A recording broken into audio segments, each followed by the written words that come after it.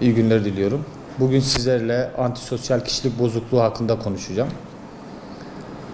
Antisosyal kişilik bozukluğu toplumun en önemli problemlerinden bir tanesi olarak karşımıza çıkmaktadır. Antisosyal kişilik bozukluğu en çok bilinen ve kullanılan kişilik bozukluklarından bir tanesidir. Halk arasında kullanım adı olarak sosyopat, psikopat ya da asosyal olarak karşımıza çıkmaktadır. Antisosyal kişilik bozukluğu tanısı da bütün kişilik bozukluklarında olduğu gibi 18 yaşından önce bu tanı konulmaz. Ama 18 yaşından önce antisosyal kişilik bozukluğunun belirtileri verdiğini görebiliyoruz. Bu yaş gruplarında daha çok davranım bozukluğu olarak değerlendirilen bulgular hırsızlık, yalan söyleme, evden kaçma, arkadaşlarıyla kavgaya karışma, yangın çıkarma, hayvanlara eziyet etme gibi bulgular erişkin döneme geçtikten sonra suç işleme yaptıklarını, sorumluluğunu almama ve sürekli olarak bunlardan ders almayarak tekrarlama gibi davranışlarla antisosyal kişilik bozukluğuna dönüşür ve bu şekilde de adlandırılır. Dolayısıyla antisosyal kişilik bozukluğu sadece psikiyatri ve psikolojinin değil tüm toplumun, hukukun hatta sosyolojinin de önemli konulardan bir tanesidir. Antisosyal kişilik bozukluğu ne kadar sık olduğunu bilmek şu anda pek mümkün değil. Yani öyle bir istatistiğimiz yok. Ama çevrenize baktığımız zaman çok da azımsanmayacak olduğunu görebilirsiniz. Antisosyal kişilik bozukluğunun en önemli özelliklerinden bir tanesi vicdan yokluğu olarak adlandırılır. Yalan söyler, para çalar, dostlukları ve arkadaşlıkları kullanarak sömürebilir. Aile ilişkilerini kullanarak borç para alır, ödemez. Ödeyeceğini söyler, sürekli olarak bir kandırma arayışı içerisinde, dolandırma arayışı içerisinde olur bu kişiler. Aile ilişkilerinde insanlara zarar verici davranışlarda bulunabilirler. Ama bütün bunlardan en önemli olan şey bunları yaptıktan sonra bunlar hakkında suçluluk duymamasıdır. Herhangi bir sorumluluk hissetmemesidir.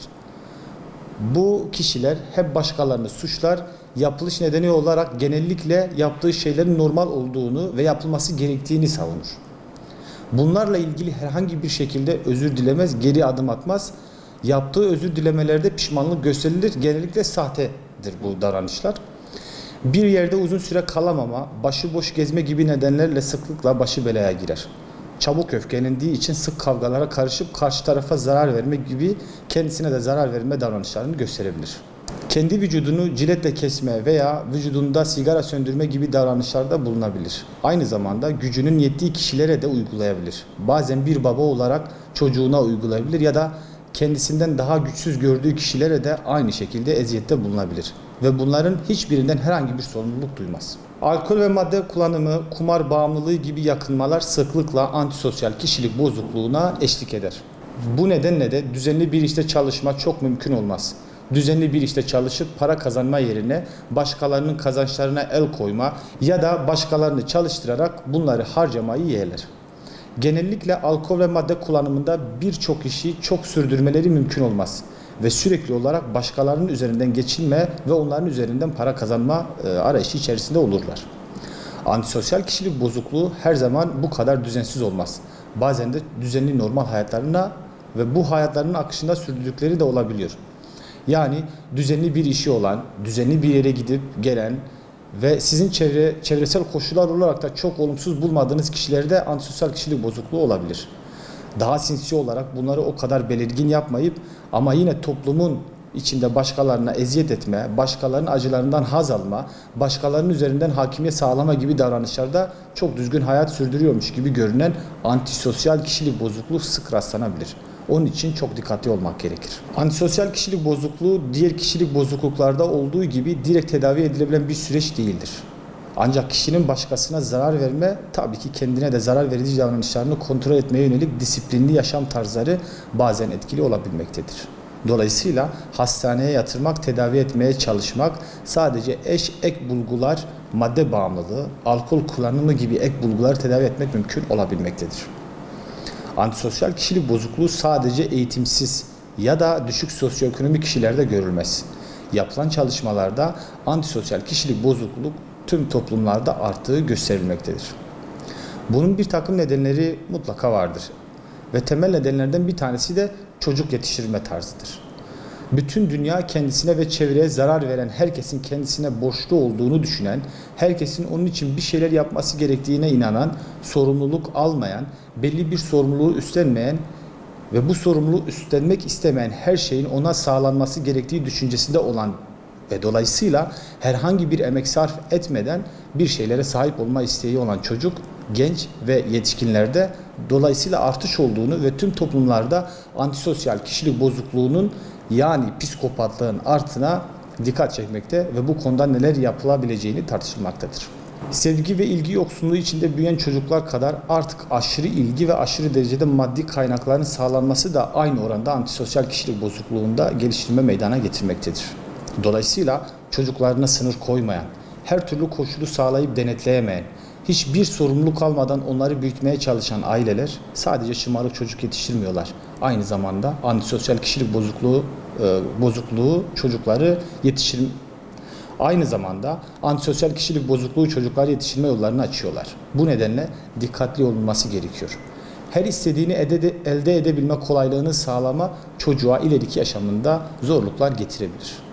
Antisosyal kişilik bozukluğu olanların gerçekten otorite karşısında aşırı saygılı, aşırı itaatkar gibi görünse de o otorite arkasını döndüğü anda kendinden daha güçsüz buldukları kişileri bazen fiziksel, bazen sadece sözlerle onları ezerek sömürmeye, onları yok etmeye yönelik davranışlarda bulunacaklardır. Görüldüğü gibi antisosyal kişilik bozukluğu toplumlar içerisinde önemli bir sorundur. Antisosyal kişilik bozukluğuna sahip olan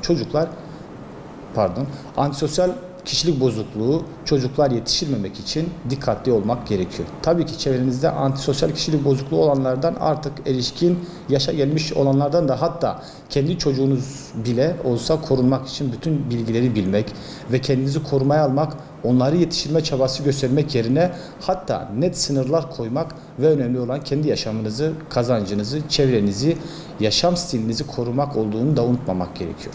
Antisosyal kişilik bozukluğu genel DSM-5 tanı kriterine göre genel bir tanı kriteri, genel bir kişilik bozukluğudur. Konuşmamda belirttiğim gibi antisosyal kişilik bozukluğu ana kategoride yer alır. Bunun halk dilinde asosyal, psikopat gibi isimler adlandırılabilir. Aslında halk dilinde asosyal kişilik bozukluğu ama psikoloji literatüründe, psikiyatri literatüründe antisosyal kişilik bozukluğu olarak tanımlanıyor.